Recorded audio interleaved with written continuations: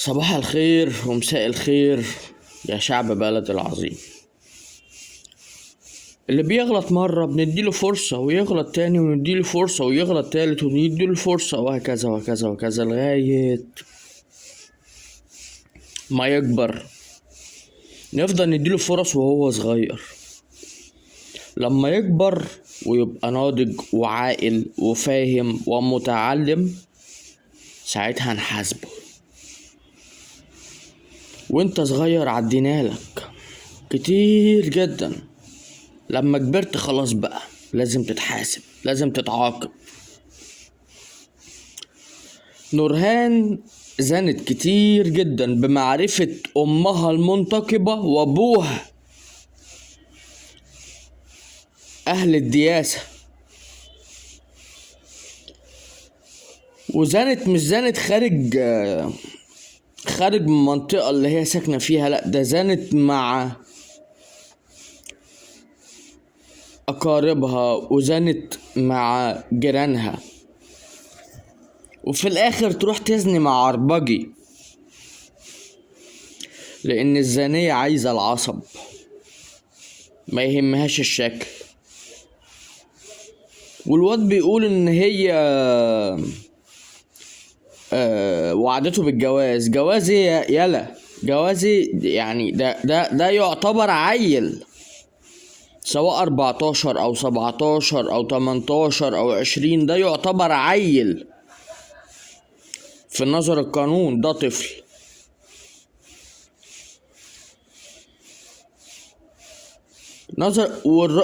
والطفل دوت الشيطاني ده بلطجي مدمن مخدرات عربجي. عارفين يعني ايه عربجي ولا ما تعرفوش؟ ولا عرفك انا؟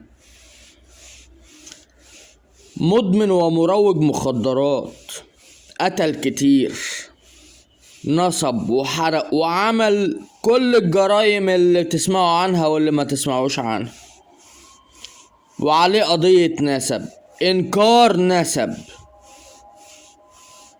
وامه مش عامية زي ما هي بتقول، ده كذب ماشي. وامه بتشتغل وبتصرف على البيت، وامه زيه بالظبط، مفيش فرق ما بينهم. تمام. اللي انا عايز اقوله ان هي غلطت نورهان او نور، غلطت كتير وهي صغيرة، والسبب اهلها علموها تخاف من الناس، ما تخافش من ربنا. الست المنتقبة المرحومة المقتولة علمتها تخاف من الناس مش من ربنا، ما ربتهاش على الاسلام والدين ماشي. دي غلطة امها وابوها. تمام.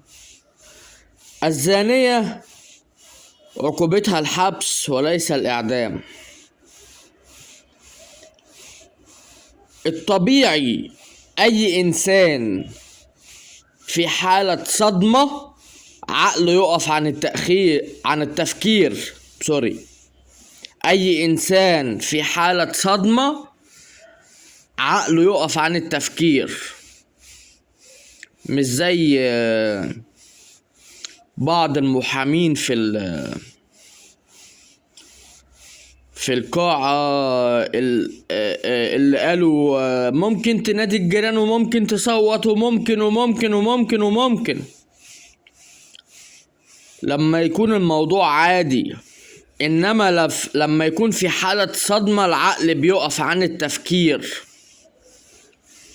وطبعا لان اهلها علموها انها تخاف من الناس، فكانت بتنفذ اوامر الشيطان بالحرف، اللي هو على هيئة الطفل اللي كان بيقتل امها. هي بريئة من القتل وليست بريئة من الزنا. ابوها شافها في حضن شباب على سرير امها وسابها، وامها نفس الكلام، شافتها في احضان شباب سواء في المنور او على سريرها وسابتها. تمام. الاهل هم الغلطانين. الام اتقتلت، وهذا اقل مما تستحق المنقبة الديوثة.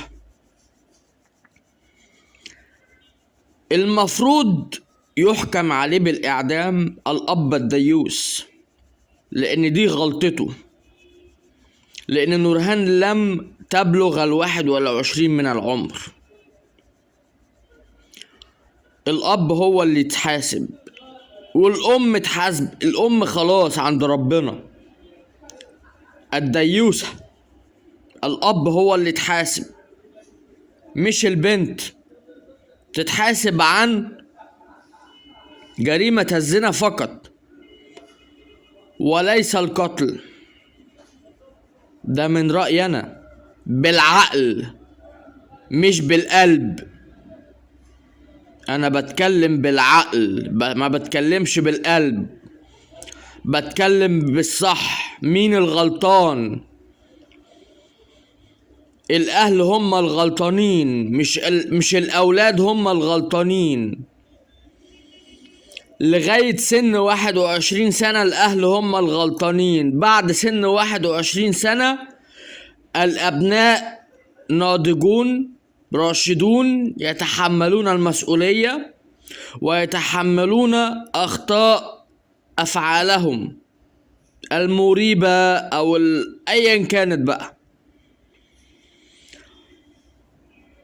أرى أن حكم الإعدام على نورهان ظلم.